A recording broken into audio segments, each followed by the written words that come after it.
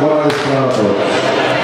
En aquest moment dona inici la cavalcada de l'honor de les Valls a Paiporta 2013, organitzada per Junta de Rosellera i les 5 comissions balleres en col·laboració del Santíssim Ajuntament de Paiporta i la Regidoria de Cultura.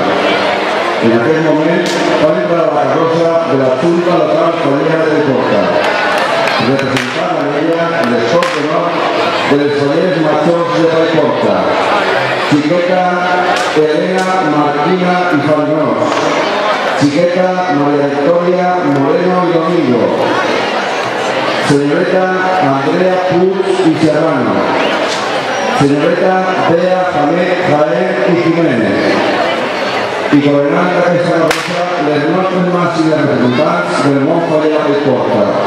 Fallera Major Infantil de Paiporta, Xiqueta Ana Domingo y Martínez. Fallera Major de Paiporta, señorita Laura Subía y Gutiérrez.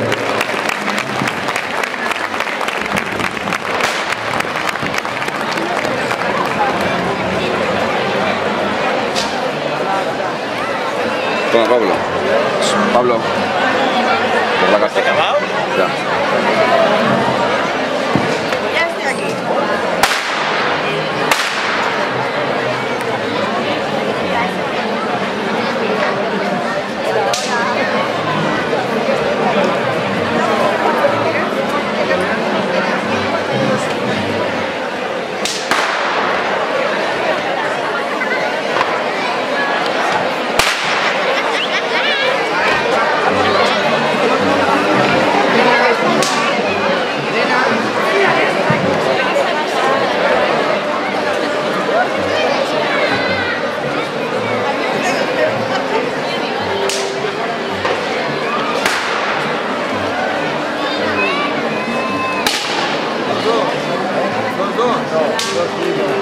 No surt la ganada a Madrid. Ostres!